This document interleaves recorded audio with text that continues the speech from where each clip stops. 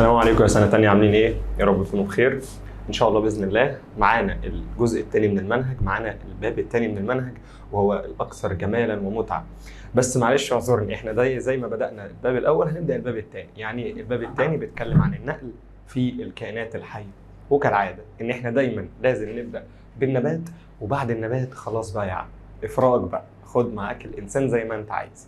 فاحنا النهارده ان شاء الله هنخلص الدرس بتاع النبات، وهو قد يكون هو اخر درس في النبات عندك في المنهج. بقى لك جزء كده في الاخر صغير خالص في التنفس في الجزء الثالث بتاع المنهج منك.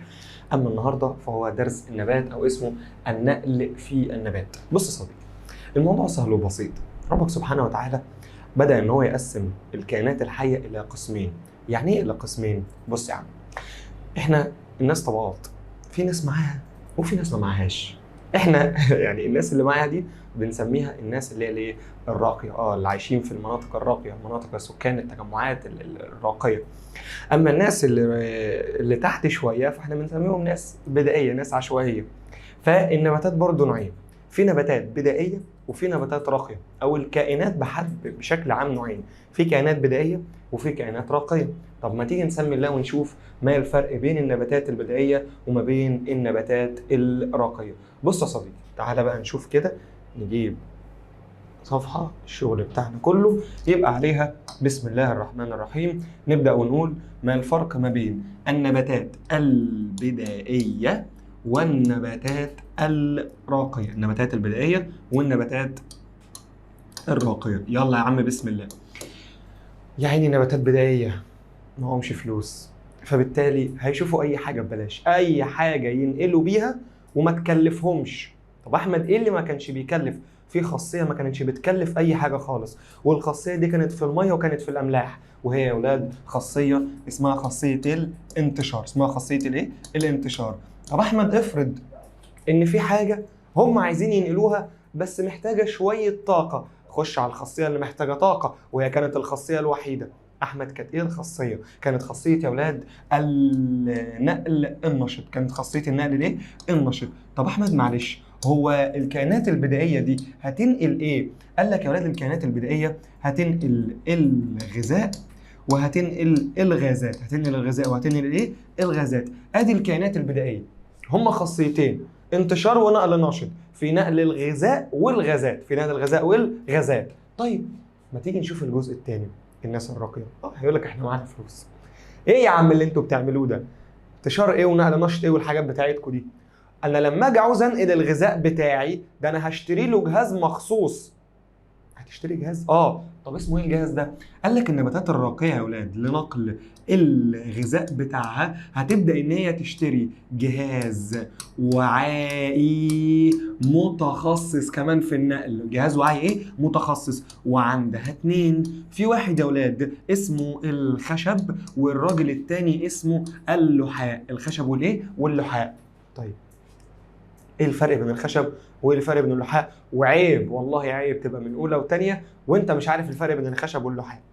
الخشب كان بينقل الايه؟ كان بينقل الماء وكان بينقل الاملاح في اتجاه واحد فقط، من الجذر للساق للاوراق، يعني من اسفل الى اعلى. من اسفل الى ايه؟ الى اعلى. وساعات يا اولاد العلماء بيسموا الميه والملح دول مع بعض بيسموهم العصاره النيئه. بيسموهم العصاره النيئه، عشان لو شفت المصطلح ده ما تتخضش. يعني ايه عصاره نيئه؟ يعني الميه والملح. مين اللي بينقل العصاره النيئه؟ الخشب. طب بينقلها في كام اتجاه؟ في اتجاه واحد، من اسفل لاعلى او من الجذر للساق للاوراق.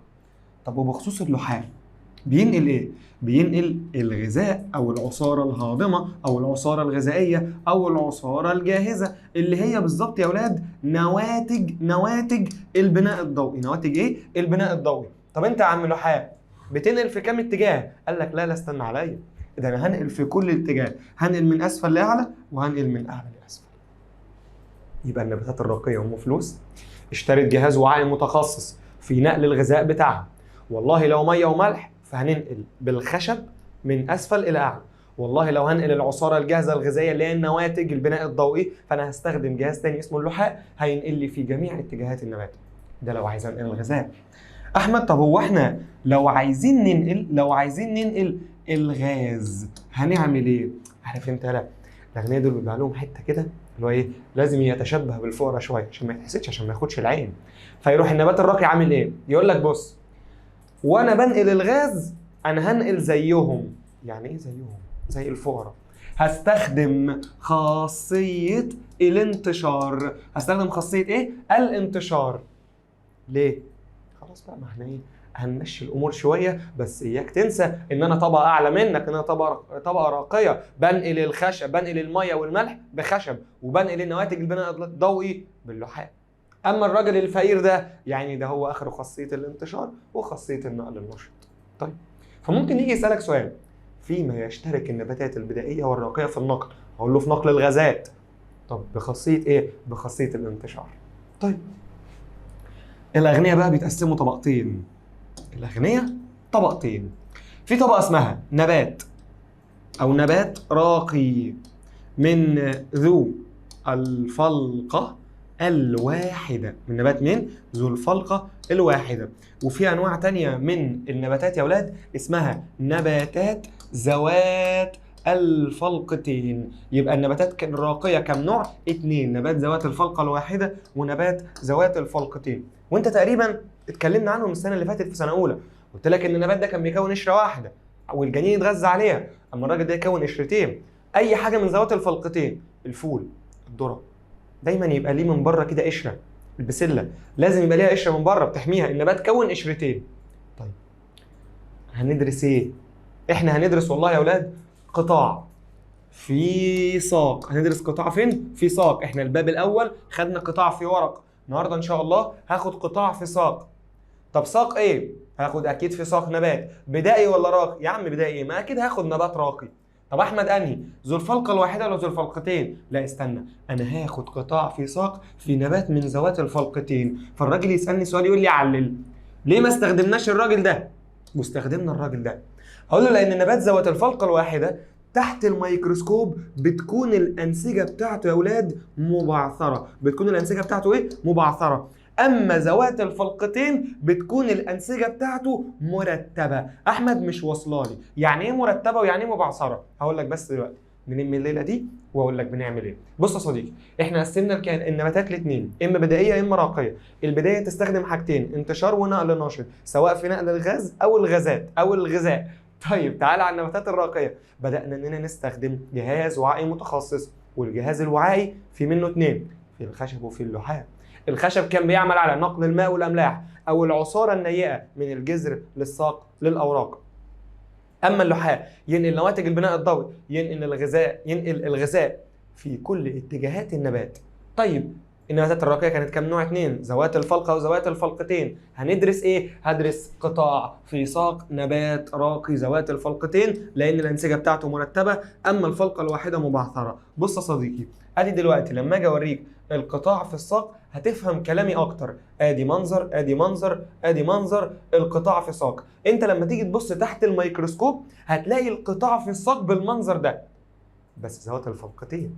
انما ذوات الفلقه الواحده مش هتلاقي الترتيب ده موجود، هتلاقي كل حاجه في حته. فعشان كده بقول لك ان هي بتكون مبعثره. انما ذوات الفلقتين بتكون بسم الله ما شاء الله مرتبه. طب يلا بسم الله. احمد احنا هنعمل ايه؟ والله يا صديقي احنا هناخد قطاع في ساق نبات راقي من ذوات الفلقتين. طيب مما يتكون قطاع في ساق؟ قال لك ان القطاع في ساق بيتكون من 3 حاجات. ادي 1 2 3. بسم الله. اول حاجه اسمها البشره، تاني حاجه اسمها القشره، والقشره يا ولاد بتنقسم الى 3. القشره بتنقسم الى 3. تعال نشوف. واحد من القشره كان في نسيج اسمه نسيج كولانشيمي، لازم تعرف الفرق ولازم تعرف الترتيب. النسيج الثاني اسمه النسيج البارنشيمي. اما الحاجه الثالثه حاجه اسمها غلاف نشوي، اسمها غلاف نشوي. ركز معايا كويس. يبقى احنا قلنا بشره، قشره، وبعدين ثالث حاجه في حاجه يا ولاد اسمها الاسطوانه الوعائيه. اسمها الاسطوانه الايه؟ الوعائيه. طب يلا سمي الله. يبقى ده موضوعنا النهارده. هاخد قطاع في ساق وبينقسم الى 3، بشره وقشره واسطوانه وعائيه. طب احمد البشره، اياك تكون نسيت ان البشره عبارة عن خلايا برانشيمية برميلية الشكل مغطاة بطبقة من الكيوتين، مغطاة بطبقة من الكيوتين. تاني كده، البشرة عبارة عن خلايا برانشيمية برميلية الشكل مغطاة بالكيوتين. يبقى هاجي عند دي كده واروح كاتب ان دي البشرة، هاجي ان هي متغطاة بطبقة من الكيوتين. متغطاة بطبقة من ايه؟ الكيوتين. لو حد فاكر هو الكيوتين ده ايه؟ حاسب الكيوتين ده مادة غير منفذة، اي حاجة اخرها اين، كيوتين، ليجنين، سيوبرين، غير منفذين. قشطة. يبقى دي اول تركيب اللي هو البشرة. احمد تاني تركيب اسمه ايه؟ والله يا اولاد تاني تركيب احنا هنخش على القشرة، والقشرة اول نسيج فيها اسمه النسيج الكولانشيمي. طب يلا بسم الله، ادي النسيج الكولانشيمي، ادي النسيج الكولانشيمي، ادي النسيج الكولانشيمي. ايه يا احمد اللي انت بتعمله ده؟ والله انا بعمل الانسجة بتاعة النسيج الكولانشيمي. طب وبعدين يا اولاد لازم اجي هنا واروح مرصب مادة، اجي هنا واروح مرصب ماده، اجي هنا واروح مرصب ماده. احمد ايه اللي انت بتعمله؟ استنى والله هقول لك كل حاجه. ادي بس الاول اخلص تغليظ عند الاركان بماده اهو، بغلظ عند الاركان بماده، بغلظ عند الاركان بماده. ولو انت فاكر السنه اللي فاتت كانت الانسجه النباتيه دي كان فيها 3، كان في نسيج اسمه بارانشيمي، وكان في نسيج اسمه كولانشيمي. واللي انا بعمله لك ده هو النسيج الكولانشيمي لانه كان مغلظ بماده، في ماده كده لازم تكون موجوده في الاركان ما بين الخلايا وما بين بعضها. طيب احمد دي ماده ايه؟ ولا لو انت فاكر كنت بقول لك كولانشيمي بحرف اللام، يبقى الماده اللي فيه بحرف اللام هي ماده السليلوز. يبقى النسيج الكولانشيمي فيه السليلوز يكسب النبات كمان، نزل معايا حرف اللام، الليونة. يكسب النبات الايه؟ الليونة. في فرق ما بين كلمة ليونة وما بين كلمة مرونة. كلنا عندنا مرونة، كلنا بنطلع نجري، كلنا بنطلع على السلم، بس مين فينا جسمه فيه ليونة؟ مين فينا زمان وهو صغير لما كان بيشوف الناس اللي بتلعب باليه دي يروح يقول لك انا هعمل زيهم، انا هفتح حوض وربنا يستر على اللي هيحصل لك، كسر بقى ومضاعف يحصل لك مش عارف تمزق في ايه، فانت ما تقلدش الناس دي. يجي يقول لك يا عم ده الناس بتوع الباليه دول ما عندهمش عظم. لا، هو العظم بتاعه بيكون لين، عنده نوع من الليونه، يقدر ان هو يحرك جسمه براحته. فالكولانشيمي فيه سيليلوز يكسب النبات الليونه. طيب جميل. البارانشيمي بعد ما خلصت القشره هخش على، بعد ما خلصت اسف الكولانشيمي، هعمل البارانشيمي بالمنظر ده.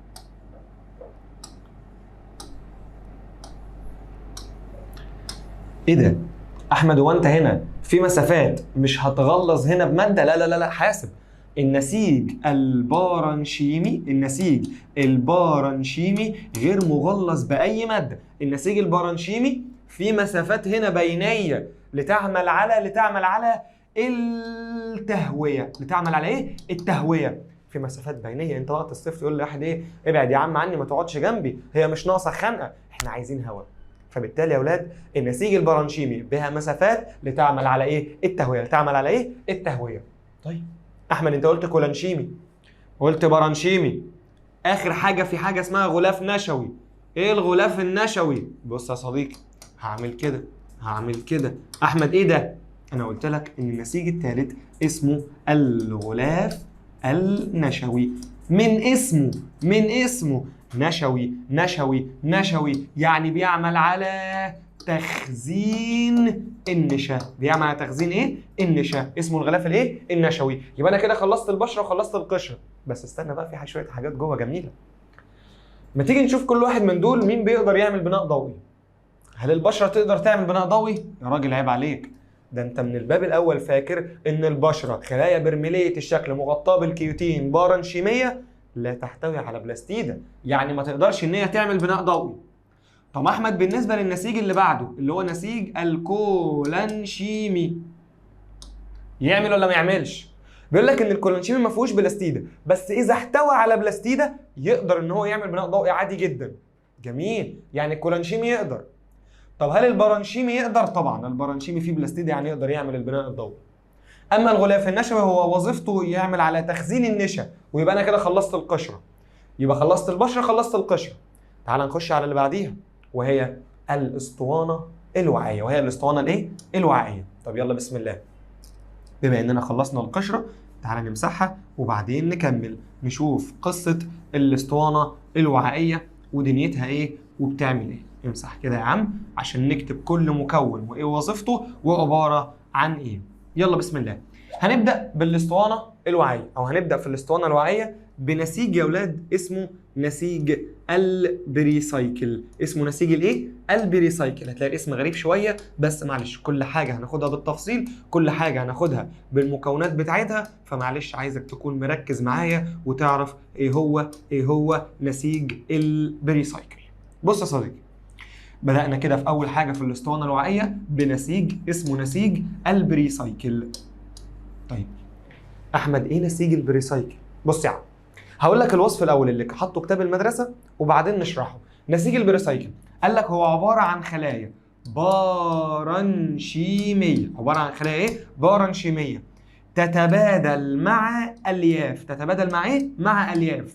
طب عندي سؤال، احمد يعني ايه الياف؟ كتاب المدرسه حط لك الياف وسابها. لا، لازم تبقى عارف ان كلمه الياف يا اولاد هي عباره عن النسيج اللي اسمه النسيج الاسكالرانشيمي. النسيج الايه؟ الاسكالرانشيمي. طيب استنى احمد، انا فاكر النسيج الاسكالرانشيمي كان مغلظ بمادتين. مغلظ بمادتين. في ماده اسمها ماده السليلوز وفي ماده اسمها ماده الليجنين. يبقى ده مختلف عن الكولانشيمي. الكولانشيمي كان مغلظ بماده واحده بس اسمها السليلوز، اما النسيج الاسكالرانشيمي موجود فيه حاجتين، موجود فيه السليلوز وموجود فيه الليجنين. لذلك النسيج البريسايكل يا اولاد يكسب النبات الدعامة ويكسب النبات صلابة ويكسب النبات المرونة. يعني هو اللي بيخلي النبات يقدر يروح ويجي مع الهواء. لو في شوية هواء جايين يقدر النبات يروح معاه من غير ما يتشال، انما الليونة انك تقدر تتني النبات تعمل فيه اللي انت عايزه. ده الفرق بين مرونة واليونة. مرونة يعني النبات يحافظ على نفسه قاعد في التربة، لو اي حاجة شوية هواء لو اي شوية هواء جم عليه مش هيقدر ان هو يحصل له مشكلة. اتفقنا؟ يبقى نسيج البريسايكل خلايا بارنشيمية تتبادل مع الياف. يعني ايه الياف؟ يعني نسيج اسكالرانشيمي مغلظ بكم ماده؟ 2، سليلوز والليجنين. سليلوز والايه؟ والليجنين. ويكسب النبات الدعامه والصلابه والمرونه. ادي اول حاجه في الاسطوانه الوعائيه او واللي بيسمى بالبريسايكل. واللي بيسمى بالايه؟ البريسايكل. ماشي. بعد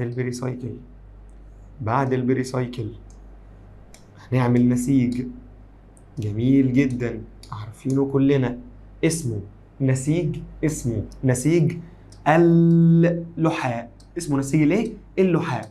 طيب استنى قبل ما ننسى ده، ان ده اسمه نسيج البريسايكل. اسمه نسيج الايه؟ البريسايكل. تمام. يبقى انا عندي البريسايكل اول حاجه، بعدين اللحاء. كل ده انا بتكلم عن حاجه اسمها الاسطوانه الوعائيه. انا خلصت البشر وخلصت كمان القشره. انا دلوقتي شغلي كله على الاخت اللي اسمها اسطوانه وعائيه. اول حاجه البريسايكل بارنشيميه تتبادل مع الياف. يعني ايه الياف؟ يعني نسيج اسكالرانشيمي فيه سليلوز وفيه ليجنين يكسب النبات الدعامه والصلابه والمرونه. بعدين يا ولاد عندي اللحاء. هقول لك بس حاجه كده سريعه وبعدين نرجع لكل واحده فيهم بالتفصيل. ادي اللحاء. بعد اللحاء بعمل نسيج كده. احمد ايه النسيج اللي انت عملته ده؟ بص يا ولاد، النسيج ده اسمه نسيج الكامبيوم. اسمه نسيج الايه؟ الكامبيوم. تعالى في غرفه العمليات هنا، تعالى بسم الله، عايزين نعرف يعني ايه نسيج الكامبيوم ده ووظيفه نسيج الكامبيوم ايه وبيعمل ايه. تعالى احمد، انت ما قلتش اللحاء. استنى عليا هخلص بس حته معينه وهرجع اخد لك اللحاء والخشب بالتفصيل. ادي الكامبيوم. وبعد الكامبيوم يا اولاد هتلاقيني برسم لك حاجه تحت كده كبيره شويه اسمها الخشب. اسمها ايه؟ الخشب. وبعدين هرسم خشب تاني وبعدين هرسم خشب تاني. احمد الفرق بين الخشب ده والخشب ده؟ بص يا اولاد، الخشب اللي فوق الكبير بيبقى اسمه خشب ثانوي، الخشب الصغير اللي تحت بيبقى اسمه خشب ولكن بقول عليه خشب اولي. طيب بص بقى، ركز معايا كده كويس جدا. احنا خلصنا البريسايكل، عايز اشوف الكامبيوم.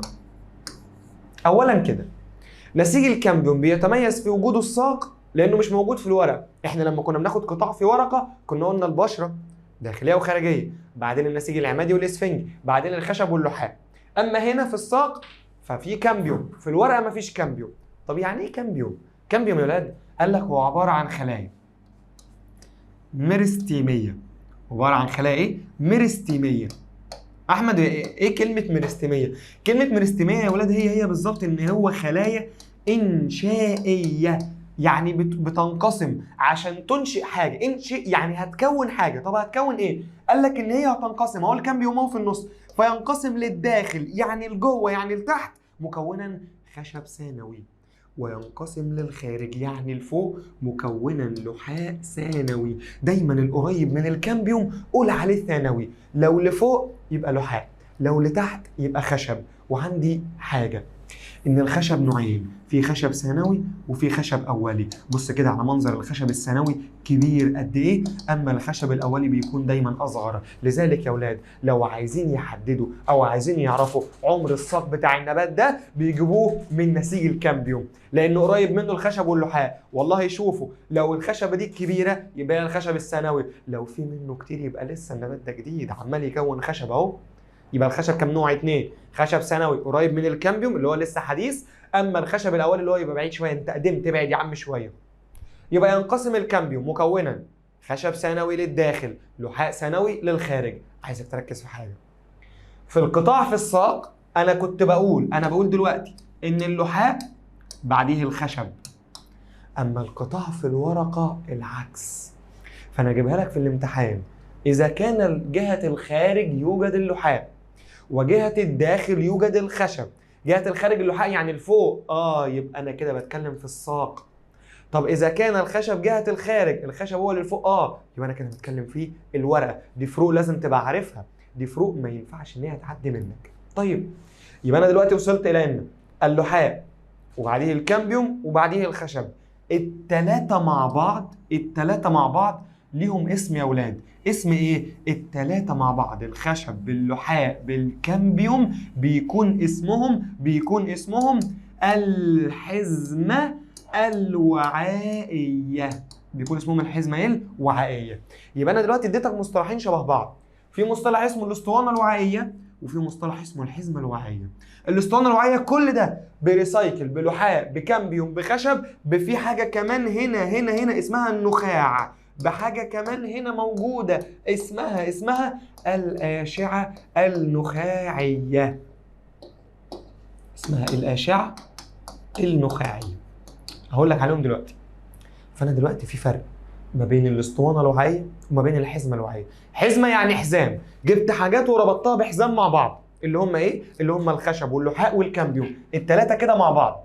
أما الاسطوانة الليلة دي كلها من أول البريسايكل لحد ما تفنش، بريسايكل لحاء كامبيوم خشب نخاع أشعة نخاعية.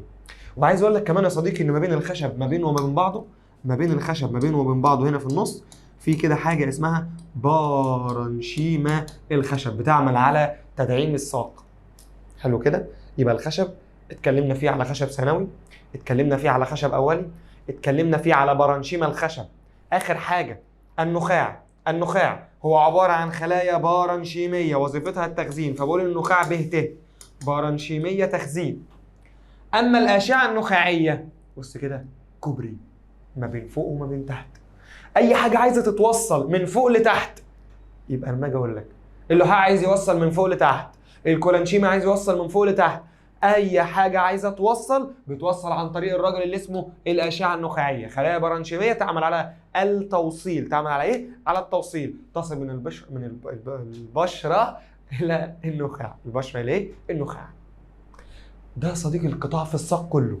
فاضل لك حاجتين هقولهم لك بالتفصيل بقى، مراحل تكوين اللحاء ومراحل تكوين الخشب. بس انا عايزك وانت بتذاكر انت تذاكرها كده، عايزك وانت بتذاكر انك تدي الرسمه كده، عايزك وانت بتذاكر انك تقعد ترسم كل حاجه وتقسم زي ما انا عملت قطاع في ساق، بشره، قشره، اسطوانه وعيه، وتبدا انك تفرق ما بين الثلاثه. وبعدين يا صديقي تبدا ان انت تخش على البشره بارنشيميه برميليه الشكل مغطاه بالكيوتين ما تقدرش تعمل بناء ضوئي. القشره 3 كولانشيمي بارنشيمي غلاف نشوي، كولانشيمي سيلولوز، بارنشيمي مسافات للتهويه، اما الغلاف النشوي لتخزين النشا. طيب ماشي، وبعدين البريسايكل ده دخلت على الاسطوانه الوعائيه، خلايا برانشيميه تتبادل مع الياف. وبعدين يعني ايه الياف؟ سليلوز والجنين لتكسب النبات الدعامه الصلابه والمرونه. وبعدين عندي لحاء بريسايكل، لحاء كامبيوم خشب. الكامبيوم خلايا مرستيميه. يعني ايه مرستيميه؟ يعني انشائيه تنقسم، تكون للداخل خشب ثانوي، تكون للخارج لحاء ثانوي. الخشب نوعين، ثانوي واولي. الثانوي الكبير، الاولي الصغير، ما بينهم برانشيما الخشب تعمل على تدعيم الصلب. في النخاع وظيفته التخزين. في الاشعه النخاعيه وظيفتها التوصيل. وظيفتها ايه؟ التوصيل. ادي الصوره الجميله، ارسمها مع نفسك وعيش دنيتك خالص وروق كده بسم الله. وتعالى نشوف يا صديقي نكمل قصتنا النهارده في مراحل تكوين الخشب ومراحل تكوين اللحاء. يلا بسم الله. ادي الخشب وادي اللحاء. ركز بقى كويس قوي معايا عشان الجزئيه دي مهمه جدا جدا جدا. الخشب دلوقتي في منه نوعين، في حاجه اسمها الاوعيه وفي حاجه اسمها القصيبات. الخشب كم نوع؟ 2. في حاجه اسمها الاوعيه، والاوعيه عباره عن خلايا اسطوانيه الشكل، ده الوعاء. اما القصيبه قال لك هي عباره عن شكل خماسي او سداسي، وبيكون الشكل ده مسحوب او مسلوب الطرفين. مش فاهم؟ اقول لك، استنى بس. الاوعيه شكلها اسطواني، القصيبات خماسي او سداسي مسلوب او مسحوب الطرفين. بص يا عم احمد، دي شكلها اسطواني عرفنا. ايه بقى خماسي والسداسي ده؟ واحنا صغيرين كان في ناس عندها كده حب لتكسير القلم الرصاص وتبريم الناحيتين. ما تفهمش هو بيفهم كده ليه او هو عايز يعمل كده ليه. هو الراجل بيكسر القلم ويبريم الناحيتين ويبقى هو كده متكيف، هو كده الدنيا زي الفل. لا يا عم، بص بقى شكل القصيبه بالظبط خماسي او سداسي مسحوب او مسلوب الطرفين. لما تبري القلم الرصاص ده من ناحيتين بتلاقي السن من هنا والسن من هنا مسحوب، فبالظبط شكل القصيبه كده خماسي او سداسي مسحوب الطرفين. طب عايز اعرف مراحل تكوين الخشب ومراحل تكوين القصيبه، هم بس الفرق في الشكل والفرق في حاجه ثانيه هقوله لك. بص يا عم، بيقول لك ان في البدايه كان الخشب ده عامل كده، الوعاء بتاع الخشب بالمنظر ده. وبعدين ايه اللي حصل؟ هنحكي قصه. دلوقتي يا ولاد الخشب بينقل ايه؟ بينقل الميه والملح. طب بينقل الميه والملح ازاي؟ اهو بينقل الماء والاملاح. يعني لو كتبت لك العصاره ان هي مش هكدب عليك، بينقلها من اسفل لاعلى. احمد من اسفل لاعلى والله يعني ضد الجاذبيه، ما الجاذبيه بتشد لتحت والراجل ده هينقل لفوق. طب احنا نعمل ايه؟ بص يا عم، هو انا دلوقتي لو عايز انقل حاجه من تحت لفوق وضد الجاذبيه مش لازم افضلها الطريق؟ ايوه. طيب في ايه هنا يعوق الطريق بتاعها؟ احمد والله في حاجه اسمها الحاجات اللي بالعرض دي اسمها جدر عرضيه، اسمها جدر عرضيه. فاحنا لازم نكسر الجدر العرضيه. ليه؟ بص يا ولاد، اما بيكون في موكب لحد مهم وعايز يمشي في الطريق دايما الشرطه بتعمل له حاجه جميله جدا، يبداوا ان هم يزحموا الطرق الدنيا كلها وهو يعدي في الطريق بتاعه براحته. ليه؟ فضي الطريق ده، فضي الطريق ده. لازم الطريق بتاعه كله يبقى فاضي من اول ما نزل لحد ما يوصل. ليه؟ هو كده في حد مهم هيعدي من هنا، فاحنا هنا في حد مهم هيعدي من هنا، عايزين الميه والملح تعدي من غير ما حد يقول لها انت رايحه فين وجايه منين. يبقى هنبدا ان احنا نكسر الجدر العرضيه. طيب جميل. احمد في حاجه تاني؟ قال لك استنى، ده لسه انت عندك في حاجه رخمه اسمها النواه، عندك حاجه اسمها الفجوه العصاريه مثلا، عندك السيتوبلازم. ما الحاجات دي برضه هتعوق الميه، هنعمل ايه؟ قال لك شيلهم. يعني ايه شيلهم؟ اللي بيحصل بيقول لك يا ولاد في خطوه اسمها يتلاشى. يتلاشى. ايه اللي بيتلاشى؟ يتلاشى يعني بيروح خلاص او بيختفي. البروتوبلازم. ايه البروتوبلازم؟ لو انت فاكر من السنه اللي فاتت ان كلمه بروتوبلازم يعني الماده الحيه، يعني النواه والسيتوبلازم. يبقى تلاشى البروتوبلازم يعني اختفى. وبعدين يا ولاد يبقى الخشب بتاعنا بالمنظر ده فاضي ما فيهوش حاجه.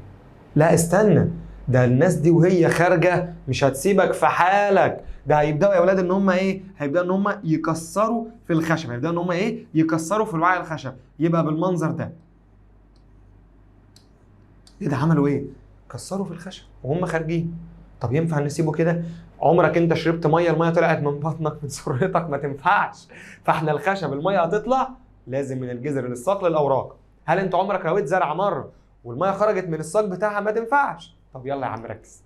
طب يا احمد هنعمل ايه؟ قال لك سد الفتحات. طب انا هسدها بمين؟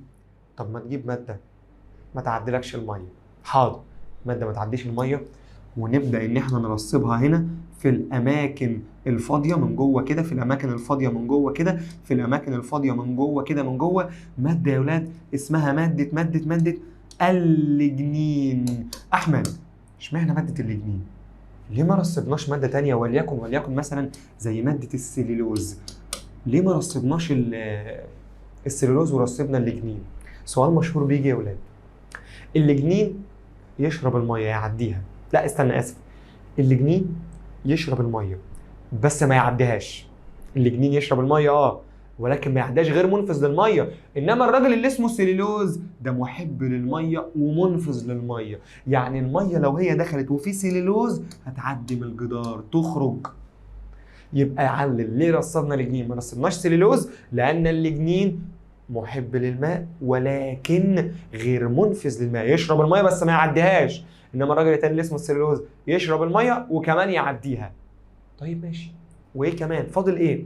فاضل يا ولاد ان في فتحات تركت دون تغلظ بالليجنين، فتحات صغيره قد كده مش هتاثر في حاجه. الفتحات دي اسمها النقر. اسمها ايه؟ النقر. والنقر توجد في الاوعيه وتوجد في القصيبات، والفرق ما بين الاوعيه والقصيبات ان النقر في القصيبات اكثر من اللي موجوده في الاوعيه.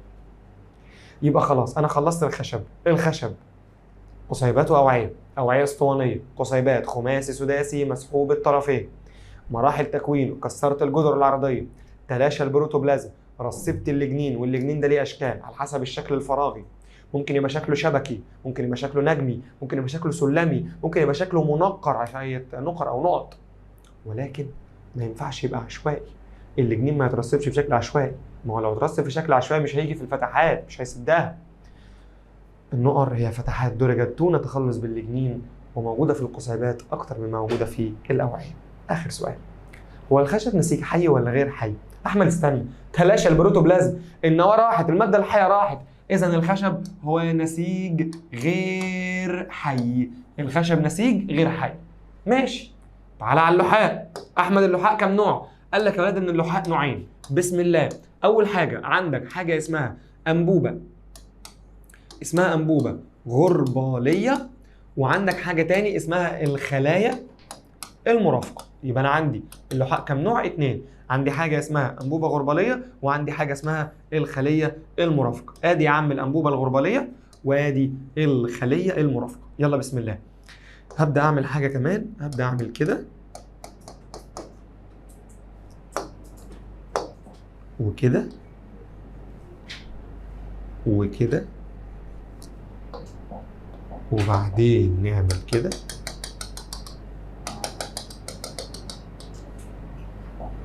وبعدين نعمل كده تاني. احمد اللي انت عمال تعمله انت بتلون؟ لا بص، الانبوبه الغرباليه بتتكون من حاجتين. النقط دي يا ولاد اللي لونها ازرق، النقط اللي لونها ازرق دي اسمها الخيوط، اسمها الخيوط السيتوبلازميه. اسمها ايه؟ الخيوط السيتوبلازميه. اما يا ولاد الحاجه اللي بالعرض دي اسمها الحواجز، او ساعات بيسموها الصفائح، ساعات بيسموها الصفائح الغرباليه. يبقى عندي حاجتين في الانبوبه الغرباليه، خيوط سيتوبلازميه وحواجز او صفائح غرباليه. طيب ماشي، ايه بقى الدنيا وايه الوظيفه هنا وايه اللي بيحصل؟ هحكي لك قصه. انت دلوقتي في العماره بتاعتك، وانت في العماره بتاعتك انت راجل كريم شويه ومعاك فلوس وجايب حاجه حلوه وعايز يا عم توزعها على جيرانك. لا ربنا يكرمك يا رب وكتر خيرك. فانت ساكن في الدور الاخير فوق خالص، فهتبدا ان انت من كرمك هتتصل بكل واحد في الدور اللي تحت وتحط الاكل ده في سبت وتبدا تنزل السبت. ايه اللي بيفرق الدور عن الدور اللي فوقيه؟ بلكونه. ما انت لما تيجي تشوف الدور الاول الثاني الثالث الرابع بيتعد على البلكونات، فانت هتفضل تنزل لحد ما توصل لبلكونه جارك اللي تحت، ليه؟ لان هي الحاجز اللي ما بينك وما بينه. وتتصل بيه تقول له بقول لك ايه، انا نزلت لك السبت، تعالى خد الاكل اللي في السبت ده. خلاص جميل. وتنزل تاني وتاني وتاني. اذا يا اولاد الكلام ده برضو ينطبق على الانبوبه الغرباليه. الخيوط السيتوبلازميه هي اللي بتنقل الغذاء، اما الحواجز السيتوبلازميه هي اللي بتتحكم في نقل الغذاء. يبقى في واحده بتتحكم وفي واحده هي اللي بتنقل. مين اللي بتتحكم؟ الحواجز. مين اللي بتنقل الخيوط؟ هي السبت. والبلكونه هي الحاجز او الصفائح الغرباليه. طيب الموضوع ده محتاج طاقه، نجيبها منين؟ شوف صاحبك اسمها خليه مرافقه، صاحبتها اصل عندها نواه، اصل عندها يا اولاد حاجه اسمها ريبوسومات، اصل بيحصل هنا تفاعلات، والتفاعلات محتاجه انزيمات بروتين، والريبوسوم مصنع البروتين. واهم حاجه هي محتاجاها، اهم حاجه هي محتاجاها يا اولاد، اهم عضيه اسمها الميتوكوندريا. ليه؟ اصل الميتوكوندريا هي مصنع الطاقه ATP. فعلاقه تبادل، الانبوبه الغرباليه تدي الخليه المرافقه الغذاء، والخليه المرافقه تدي الانبوبه ATP الطاقه اللازمه. صحاب، وهم الصحاب لازم يعملوا كده في حياه بعض، واحد يدي حاجه والتاني يردها له. لازم الصحاب يشدوا بعض لفوق ما يشدوش لتحت. فالخليه المرافقه صاحبتها بتديها الطاقه، خايفه عليها، بتقول لها حبيبتي انت بتشتغلي طول اليوم، خدي طاقه اهي يلا. فانت لما تيجي تختار صاحبك خليه يديك طاقه، خليه يشدك لفوق ما يشدكش لتحت. الصاحب ساحب، يسحبك لبعيد، يوديك في مصيبه. الفشل سهل، انما النجاح هو اللي صعب، وكمان الحفاظ على النجاح هو اصعب. فانت ركز وشوف صاحبك هو مين. صاحبك في طالما معاك وفي مستقبلك وينفعك جميل، انما صاحبك اللي تروح معاه ويشتتك عن شرح، يشتتك عن درس، يقول لك يلا ما نروحش. ليه يا عم؟ هو انت مش تعبان؟ هو انت مش هتبقى مبسوط لو انت ما نجحتش وركزت؟ بالعكس، ده لحظه النجاح تنسيك اي تعب الدنيا كله. فالخلايا المرافقه تدي الانبوبه الغرباليه الطاقه. ليه؟ ما هي شغاله طول اليوم عماله تنقل، فاحنا محتاجين طاقه لنقل الغذاء. فانا لما اجي اسالك يا اولاد، هو نسيج اللحاء نسيج حي ولا غير حي؟ احمد استنى، ده في نواه وفي سيتوبلازم، اذا الراجل ده نسيج حي. ليه؟ عشان الخليه المرافقه فيها النواه، اما الخشب نسيج غير حي ما فيهوش اي نواه. ماذا يحدث اذا تم ازاله الخيوط السيتوبلازميه؟ مش هيتنقل الغذاء. ماذا يحدث اذا تم ازاله الجدر العرضيه؟ لن يتحكم في نقل الغذاء. ماذا يحدث اذا تم ازاله الخلايا المرافقه؟ يصبح اللحاء نسيج غير حي، عشان اللي مخلي اللحاء نسيج حي هو الخليه المرافقه، عشان خاطر اللي فيها النواه. ادي كده اغلبيه الدرس خلص. اللي فاضل لي فيه يا اولاد هو جزء بسيط. ايه اللي يثبت لك الطريقه اللي بيمشي بيها الميه في الخشب من الاسفل لاعلى؟ ازاي؟ بأنهي طريقه؟ العلماء اثبتوها ازاي؟ وهل تفتكر ان فعلا اللحاء هو اللي بينقل الماده الغذائيه؟ عندنا تجارب هنا وعندنا تجارب هنا، هم اللي هيخلصوا لنا الليله دي كلها، ويخلصوا لك اول درس نبات خالص اللي انت زهقت منه. خد نفسك كده، ارتاح شويه، وبعدين تعالى نكمل الجزء بتاعنا. اوريك شويه صور على اللي احنا شرحناه، الجزء اللي احنا قلناه. ادي شكل كده عشان ساعات بيجي في الامتحانات شويه، اللي هو القطاع العرضي في الساق لو خدناه. ادي منظر تاني للقطاع في ساق اهو، عشان الاسئله دي بتيجي في الاسئله كتير. الجزء ده لازم تبقى عارف ان البشره هي اللي من بره، وبعدين القشره، وبعدين بتبدا تاخد الحزمه اللوعيه اللي هي الحته دي كلها كده اللي هي المثلث ده، وبعدين النخاع هو اللي في النص، وبعدين الاشعه النخاعيه اللي بتبقى ما بينهم. ادي الرسم الطويل، دي رسمه مشابهه للي احنا رسمناها، البشره والقشره وباقي الحاجات كلها لازم تبقى عارفها الاشكال دي كلها، عشان ساعات بتيجي في الامتحان كتير. طيب بعد كده ادي منظر للخلايا البارانشيمي والكولانشيمي. ادي التغليظه او زي ما قلنا في ماده السليلوز. ادي نسيج البريسايكل تتبادل مع الياف. ادي الحزم الوعيه، ادي الخشب ان الميه ده اللحاء ان الميه والغذاء بدل ان هو يطلع وينزل. ادي الانابيب الغرباليه اهو، والخلايا المرافقه بتاعتها الميتوكوندريا والريبوسومات، والنواه بتديها هي الغذاء والثانيه تديها الطاقه. الخلايا المرافقه تدي الانبوبه الغرباليه الطاقه وهي تديها الغذاء. ادي الخشب نخاع كامبيوم اشعه نخاعيه، وادي الخشب تاني الوعاء. وعايز اوريك المراحل التكوين اهي. كسرنا الجدر العرضيه، تلاشت النواه والسيتوبلازم، بقت بالمنظر ده في الاخر. واخر حاجه اتكلمنا عنها ادي الاوعيه والقصيبات، ادي النقر البسيطه. ادي الشكل بتاع الجنين، ادي شكل الوعاء، وادي شكل القصيبه. طيب اخر حاجه بقى خلاص عندي آلية النقل في النباتات الرقيه اللي هو نقل الماء والاملاح من الجذر الى الورق. بص يا صديقي، احنا عندنا 4 نظريات، تعال نقولهم كده مع بعض واحده واحده عشان هم سهلين جدا جدا جدا. اول نظريه اسمها نظريه الضغط الجذري. اسمها نظريه الضغط الايه؟ الجذري. يعني ايه نظريه الضغط الجذري؟ بما انك بتتكلم عن الجذر، فاحنا لو فاكرين ان الجذر كان في حاجه فيها ممتده من الجذر كده، وفيها فجوه عصاريه، وفيها نواه، ايوه زي ما انت قلت كده بالظبط، الشعيره الجذريه. الشعيره الايه؟ الجذريه. طيب الشعيره الجذريه كانت بتمتص الميه بخاصيه اسمها الخاصيه الاسموزيه. كانت بتمتص الماء بالخاصيه الايه؟ الاسموزيه. فتبدا ان الميه تخش الى الجذر وبعدين الى الساق، يزقوا بعض يا اولاد، تزق بعض، تروح مكونه حاجه اسمها عمود الميه. تكون حاجه اسمها ايه؟ عمود الميه. بص بقى ركز معايا كويس. عارف انت بتيجي تروح المدرسه الصبح، مترو الساعه 7 الصبح ده بيبقى حاجه يعني اجرك الله، ربنا يبعدك عنها. الناس من كتر التدافع ممكن يدخلوك محطه انت مش عايزها ويخرجوك من محطه انت مش عايزها، ولو انت عايز تخرج في المحطه بتاعتك والدنيا زحمه فانسى ليه؟ من كتر التدافع والزحمه. فانا دلوقتي الضغط الجذري هيحصل كده برضه، هيحصل ان الاسموزيه عماله تدخل الميه، الشعيره الجذريه عماله تمتص الميه، فالجذر عمال يسحب في حاجه اسمها الضغط الجذري، عمال يضغط بالميه بتاعته، يروح مكون حاجه اسمها عمود الميه. عارف انت الاتوبيس لما يبقى محمل ناس على الاخر، تلاقي ناس دماغها خارجه من الشباك ولا حاجه لو عايز ينزل ينط، فهو الحاجه زي كده في زحمه، الضغط الجذري عمال يزق، عمال الاسموزيه تزق، فتكون حاجه اسمها عمود الميه. طب اسالك حاجه يا صديقي، هو مش عمود الميه ده المفروض ان الضغط الجذري، بص كده، الضغط الجذري بيعمل ايه؟ بيزق لفوق، ووزن عمود الميه الجاذبيه بتشده لتحت. في حاجه بتزق لفوق وفي حاجه بتزق لتحت. وفي الفيزياء عندك بيقول ان عند تساوي قوتان في عكس الاتجاه ومتساويان في المقدار فهتنعدم القوه، واحده مش هتاثر على الثانيه، واحده بتزق لقدام والثانيه بتزق لورا، ودي بتزق ودي بتزق، هيساووا بعض، فايه اللي يحصل؟ ينعدم انتقال الميه. يبقى النظريه دي يا اولاد للاسف الشديد فشلت لسببين. اول سبب لتساوي وزن عمود الميه مع الضغط الجذري، الضغط الجذري يزق لفوق، وزن عمود الميه يزق لتحت. تاني حاجه يا اولاد، قال لك ان اقصى ارتفاع هتوصل له، احنا بنقيس الارتفاعات بالضغط الجوي، هو 2 ضغط جوي مش كتير، واثبتنا الكلام ده في حاجه اسمها معرات البذور اللي هي شجره الصنوبر. عشان يجي يسالك ويقول لك شجره الصنوبر كانت دليل على فشل انهي نظريه؟ نظريه الضغط الجذري. اشمعنى؟ لان الميه ما وصلتلهاش، ما قدرناش انها توصل. احمد يا الميه اصلا هتمشي في الساق. بص يا عم، في نظريه اسمها ظاهره الادماء. اسمها ظاهره ايه؟ الادماء.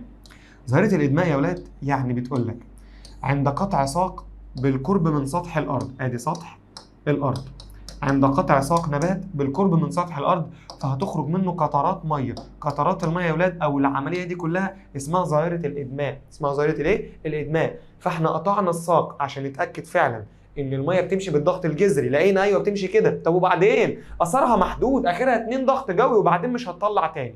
يبقى فشل نظريه الضغط الجذري لسببين. اول سبب تساوي الضغط الجذري مع وزن عمود الميه.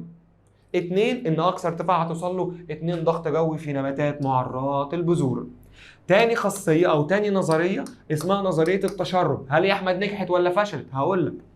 بيقول لك ان الجدار بتاع الخشب من ماده السليلوز، جدار الخليه احنا متفقين جدار الخليه النباتيه السليلوز، والسليلوز غروي يعني محب للماء. قالوا بس يبقى الميه وهي طالعه هتبدا تتشعبط على الجدران، هتبدا تمسك في الجدران فتطلع. جمله ما قالوا العبط ده. بعد كده يا ولاد بعد ما كملنا النظريه دي لقينا ان الميه بتمشي عبر التجاويف وليس عبر الجدران، ان الجزئيه اللي بتحصل دي ان خاصيه التشرب ليها اثر محدود جدا. الميه بتنتقل هي بتساعد بس ما ينفعش اعتمد عليها. الميه بتمشي من خلال التجاويف في النص، ما تمشيش من على الجدران. يبقى فشلت النظريه دي كمان لان العلماء اثبتوا ان الميه تمشي في التجاويف وليس على الجدران، او معظم الميه تمشي في التجويف وليس على الجدران فقط. اما النظريه الاولى الضغط الجذري فبرضه فشلت. ادي نظريتين، تعال ناخد الثالثه. الثالثه اسمها الخاصيه الشعريه. ايه يا احمد الخاصيه الشعريه دي؟ قال لك بس هو مش انت قلت ان الميه مش تمشي على الجدران، تمشي في النص؟ قلنا له اه. طب خلاص يبقى احنا هنمشيها في النص من خلال انابيب ضيقه، انا لو عندي يا ولاد انبوبتين بالمنظر ده، مين في دول تطلع الميه اسرع؟ احمد استنى، لو انا عندي اصلا مثلا كوبايه عصير ومعايا 3 شاليمو بالمنظر ده، عايز ابدا اعرف مين تطلع لي العصير اسرع، الف ولا ب ولا ج؟ احمد اكيد اضيق واحده فيهم اللي هي الف هتطلع لي العصير اسرع، لو شفطت منها هتطلع العصير اسرع. فالعلماء قالوا بما ان الانابيب بتاعه الخشب شعريه يعني ضيقه من 2/10 ل 5/10، فالميه تطلع فيها بالخاصيه الشعريه. هي مقنعه، بس خلي بالك ان الخاصيه الشعريه يا ولاد هي خاصيه ثانويه مساعده، هي تساعدني اعتمد عليها بصفه اساسيه لا. طب يا احمد ما نعتمدش عليها ليه؟ لان اقصى ارتفاع تقدر توصل له يا ولاد هو 150 سنتيمتر. طب هي الشجره كام متر؟ 10 20 30؟ طب احنا عايزين نوصل لاعلى جزء في الشجره من الجذر للساق للاوراق، ينفع استخدم حاجه اخرها 150؟ برضه ما تنفعش. يبقى الثلاث نظريات بتوعي فشلوا، الضغط الجذري، التشرب، والخاصيه الشعريه. تعالى بقى جم 2 علماء لموا الليله دي كلها، في عالم اسمه ديكسون وفي عالم اسمه جولي. نظريه ديكسون وجولي اللي اسمها نظريه التماسك والتلاصق والشد الناتجة عن النتح. والشد الناتجة عن ايه؟ عن النتح. ايوه ما تتخضش، كل دي اسم النظرية، التماسك، التلاصق، الشد الناتجة عن النتح. هحكي لك حدوتة. اما ربنا يكرمك ياض ان شاء الله روح سانت كاترين، الجو هناك تحفة، تلج، واحلى حاجة كمان لما تيجي تتسلق جبل سانت كاترين، فانت لما تاخد حد معاك بيكون فاهم في حوار التسلق ده هيديك شوية تعليمات. احنا جروب رايحين الرحلة دي وعايزين نطلع، فالراجل هيبدا يقول لنا ايه؟ انا اول واحد هطلع فيكم لان انا اللي عارف الدنيا كلها هنا، واول واحد هطلع، فاروح رامي حبل من تحت لفوق كده واقعد اتسلق واطلع استناكم على قمه الجبل من فوق، هبص عليكم من فوق وهديكم شويه تعليمات. اول حاجه لازم ايديكم تمسك في ايدين بعض، لازم يكون ما بينكم تماسك. وتاني حاجه وانتوا طالعين ماسكين في الحبل، بعد اذنك امسك في الجبل عشان خاطر ما تقعش ومحدش يتوه من التاني، كلنا كده صف يمشي ورا بعض من الجبل. واياكوا حد يجي من عند الحبل بعد ما يعدي ويقطع. ايه ده؟ يقطع ازاي؟ انت متخيل ان يكون في حد طالع من هنا والراجل ده بعد ما طلع راح قاطع الحته دي؟ يبقى هو بيبص لفوق بيعمل باي باي، حياته بتنتهي، هو بيشوف حياته بتنتهي والناس حياتها بتكمل فوق. اياك حد يقطع الحبل اللي هنا. وانا عن نفسي اول ما تبداوا تطلعوا لي من فوق هروح شاددكم عندي لفوق لقمه الجبل عشان كلنا نطلع. فلازم يحصل ده في النظريه بتاعت ديكسون وجولي. بص تماسك، لازم جزيئات الميه يحصل ما بينها وما بين بعضها تماسك، ولا هنجيب رابطه من الكيمياء، اجري بسرعه ميل على الكيمياء قول لها معلش يا كيمياء محتاجين منك رابطه تربط جزيئات الميه ببعض. ايه الرابطه اللي تربط جزيئات الميه ببعض؟ اوعى تكون عبيط وتقولها الرابطه التساهميه، لا، الرابطه اللي تربط جزيئات الميه ببعض اسمها يا اولاد رابطه هيدروجينيه. التساهميه دي لما الميه تعوز تمسك في حاجه ثانيه تشارك بعض هما الاثنين، انما جزيئات الميه ما بينهم وما بين بعض التماسك رابطه ايه؟ هيدروجينيه. طب تلاصق، هو انا مش قلت لك امسك في الجبل وانت طالع؟ يبقى التلاصق ان جزيئات الميه تبدا تمسك في الجدار السليلوزي، اصل الجدار السليلوزي غروي محب للماء، وانا من عن نفسي هاجي اشدكم من فوق، الشد الناتجه عن النتح. احمد يعني نتح يا ولاد النبات يعرق الصبح كده في درجه الحراره العاليه يخرج منه قطرات من الميه، يبقى قطرات الميه دي تخرج في وقت الظهر. يعني ايه وقت الظهر؟ يعني يكون في درجه حراره عاليه، يبقى لما اجي اسالك ايه الخاصيه اللي تتحكم في النتح؟ قول لي هي درجه الحراره. هي درجه ايه؟ الحراره، علاقه طرديه، كل ما تزيد الحراره كل ما تزيد النتح. يبقى دي خاصيه صعود الميه، تماسك، تلاصق، شد ناتجه عن النتح. طيب ديكسون وجولي قالوا لك في 3 شروط لازم يتوفروا عشان تحصل النظريه دي. 1 بيقول لك ان يخلو الجذر من حاجه اسمها الفقاعات الهوائيه. طب يا احمد ليه؟ بص يا اولاد، والميه طالعه في التماسك هتكون حاجه اسمها عمود الميه، فعشان عمود الميه ده يفضل متصل وما ينقطعش ما يتسربلوش فقاعات هواء. ايه فقاعات الهواء؟ الحلوه وهي صغيره كده كانت بتجيب لعبه تحط حاجه كده في صابون وتنفخ تطلع فقاعات، هي دي. لذلك يا اولاد بيجي سؤال بيقول لك ايه؟ لا تنجح بعض نقل الشتلات من مكان لمكان. الناس اللي بتحب الزرع تيجي كده تمشي تنقل من مكان لمكان، يقول لك الزرع ده عزيز احلامي ما تسيبوش لازم اخده معايا. ففي طرق معينه ينقلوا بيها عشان فقاعات هواء ما تخشش للجذر، تقطع له وزن، تقطع له عمود الميه، فالنبات ما يعرفش يمتص ميه تاني. تاني حاجه، تاني شرط، قال لك ان تكون الجدر من النوع السليلوزي. يعني ايه من النوع السليلوزي؟ يعني النوع المحب للميه، عشان الميه تلاقي حاجه تتشعبط فيها وهي طالعه. ثالث حاجه وهي الاخيره، قال لك ان تكون الانابيب شعريه. ليه؟ عشان قوه الشد الناتجه عن النتح تسحب الميه تشدها من الانابيب دي بسرعه. فاحنا يا اولاد النظريه دي هي جمعت الثلاثه اللي قبليها، بدات تجمع واحده مع واحده مع واحده. الاولى غلطت، الثانيه غلطت، الثالثه غلطت، جم بقى دول استفادوا من الغلط ده. انت في حياتك عايزك كده، لما تغلط في حاجه اتعلم. ايه يعني لما تخش امتحان تجيب درجه وحشه؟ مش اخر الدنيا، تتعلم. انت غلطت في ايه المره دي؟ تصلحه المره الجايه. ليه؟ عشان تتعلم. مبدا العلم في حياتك لازم يكون موجود. التعلم من الخطا اهم. تذاكر وتتعب وتغلط. ايه يعني غلطت؟ ايه المشكله لما غلطت؟ الدنيا ما اتطبقتش لما انت غلطت. تتعلم من غلطك، لما تغلط تتعلم من غلطك. الناس دي اتعلموا من غلطاتهم وبعدين بداوا يدرسوا عليها ويكملوا. شوف جمعوا، قال لك ان تكون الانابيب شعريه ضيقه عشان لما النتح تشد منها تشد بسرعه، ان تكون الجدر سلولوزيه بتاعه التشرب، ان تكون مفيش فقاعات هوائيه عشان عمود الميه ما يتقطعش. دول الاربعه. خلصت آلية انتقال الخشب. تعال نخش على اللحاء. 3 اسهل من بعض. بص يا صديقي، اول واحده لعالم اسمه ميتلر. العالم اسمه ايه؟ ميتلر. العالم ميتلر كان عايز يثبت ان فعلا اللحاء هو اللي بينقل العصاره. عندي عالم اسمه ميتلر. بص بقى يا صديقي، ادي اللحاء، حلو كده. ميتلر اعتمد على حشره اسمها حشره المن. شريره، نعملها كده. بص بص بص بص، نعملها كده كده كده. معلش تخيل معايا ان دي حشره المن. ماشي يا عم، معلش هي قلبه شويه على نحل.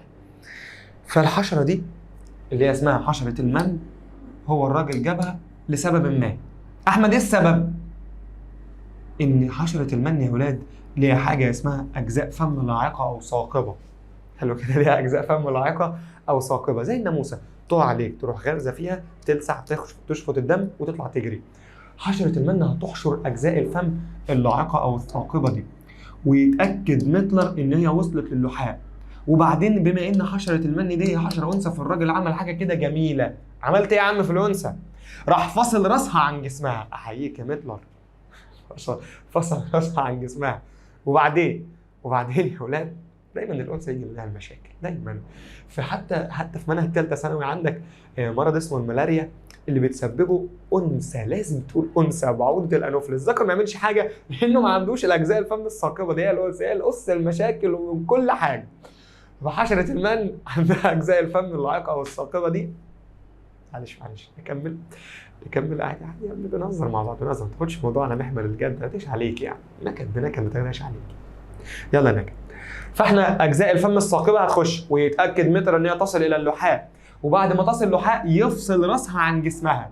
وبعدين يا ولاد هيجيب راسها كده، هيلاقي في ماده طلعت من هنا. الماده دي هيلاقيها ان هي ماده كربوهيدراتيه فيها سكر، ماده كربوهيدراتيه معقده يا ولاد. يبقى احنا لقينا الماده الكربوهيدراتيه. كنا بنقول ان النبات عشان يعمل البناء الضوئي كان بيحول المواد البسيطه الاوليه الغير عضويه الى مواد عضويه عاليه في الطاقه ومعقده، والمواد المعقده اللي هي كانت الكربوهيدرات. فميتلر يا اولاد بعد ما حلل الجزء ده بص لقى ان فعلا في ماده كربوهيدراتيه، اذا اللحاء فعلا هو اللي بينقل العصاره الجاهزه او العصاره الهاضمه دي. ادي اول تجربه بتاعت ميتلر، واعتقد انت مش هتنساها طالما موجوده الحشره بتاعتنا دي. تاني تجربه يا اولاد للعالم جوفاني. تجربة معانا هي تجربتي العالمين رابدا وواحد انت بتحبه جدا جدا جدا اسمه بور. رابدا وبور، بما ان الراجل ده عايز يتكلم بور وانت عارفه دايما بالكيمياء، فتعالى نتكلم شويه في الكيمياء. هو الراجل قال ان النبات عشان يعمل البناء الضوئي بيستخدم ثاني اكسيد الكربون. لو انت فاكر كنا بنقول 6 CO2 مع 12 H2O، يروح الراجل مكون حاجه اسمها C6H12O6 في خطوه كنا بنسميها اختزال لثاني اكسيد الكربون. فالراجل ده عمل حاجه، قال لك احنا هنستخدم الكربون المشع C14. ولو انت فاكر كنا بنستخدم النظائر المشعه ليه من الباب الاول، كنت متفق انا وانت اول ما الراجل يجيب لك سيره النظائر المشعه او الاشعاع قول له عشان خاطر ان هو العنصر المشع او النظير بيكون سهل التتبع. يعني ايه سهل التتبع؟ يعني سهل امشي وراه اعرف الكربون ده طلع لي ايه في الاخر. فالكربون ده كان ب 14، لقى الجلوكوز اللي طالع في الاخر ب 14، يبقى الراجل ده هو كمان اثبت ان اللحاء هو اللي بينقل الماده الغذائيه عن طريق استخدامه الكربون المشع اللي موجود في ثاني اكسيد الكربون. بص لقى الجلوكوز اللي طلع في برضه السي 14، يبقى اثبت فعلا ان اللحاء هو اللي بينقل العصاره الهاضمه او العصاره الغذائيه. اخر حاجه خالص، اخر تجربه خالص للعالمين، واحد اسمه ساين وواحد اسمه كاني. الاثنين دول عملوا تجربه اسمها النظريه الانسياب السيتوبلازمي. بص كده صديقي، هكتب اهو الانسياب السيتوبلازمي. يعني ايه؟ كانوا عايزين يا اولاد يعرفوا هو اللحاء اللي احنا كنا متكلمين عنه من شويه ده، هل اللحاء ده وهو بينقل الغذاء بينقله ازاي؟ هل بيوصل للخليه كلها ولا لا؟ ولو بيوصل للخليه كلها فايه الشكل بتاع النقل؟ بص يا عم، بصوا للحاء لقوه بينقل بالمنظر ده كده، الخطوط بتاعته بتبقى على هيئه دوائر، على هيئه دوائر، فراحوا مسمين الحركه بتاعته دي اسمها الحركه الدورانيه للسيتوبلازم. سموها ايه؟ الحركه الدورانيه للسيتوبلازم. ان السيتوبلازم بينقل في شكل دوائر عشان خاطر ينقل لكل اجزاء الخليه. بس احنا كنا متفقين في حاجه، ان اللحاء كان ليه حاجه جنبه اسمها الخليه المرافقه، والاتنين بيبدلوا مع بعض حاجه. الانبوبه الغرباليه تديله الغذاء وتستنى منه تقول له هات، احنا العلاقه ما بيننا خد وهات تبادل، والخليه المرافقه تروح مديه الانبوبه دي ATP. فنظريه الانسياب السيتوبلازمي تتوقف على حاجتين، هياخد من الخلايا المرافقه، هياخد الطاقه، هياخد ATP لانها بتحتوي على الميتوكوندريا. طب ايه تاني هنستفيد منه؟ او ايه تاني هي محتاجاه عشان تعمل النظريه دي؟ محتاجه كمان يا اولاد الحراره. يبقى النظريه دي بتتوقف على حاجتين، على الحراره وبتتوقف على ATP. اذا هم 3 نظريات، بتاعت الراجل اللي اسمه ميتلر، بتاعت رابدا وبور، وبتاعت الانسياب السيتوبلازمي او الحركه الدورانيه للسيتوبلازم. ان السيتوبلازم بيسير المسارات بتاعته على هيئه دوائر عشان خاطر ان هي تنقل الغذاء لجميع اجزاء الخليه، لجميع اجزاء النبات. وبكده يكون العلماء دول فعلا اثبتوا ان اللحاء هو اللي بينقل الغذاء، واثبتوا طريقه انتقال الميه داخل اوعيه الخشب. ويبقى كده يكون خلصنا النبات. خلاص، كل سنه وانت طيب، خلص النبات اللي انت بتحبوش اللي انت بتزهق منه. موعدنا ان شاء الله باذن الله في المره الجايه على النقل في الانسان، وهو اجمل وامتع درس ممكن تقابله في ال3 سنين بتوع ثانويه عامه. ان شاء الله نشوفك فيه على خير، والسلام عليكم ورحمه الله وبركاته.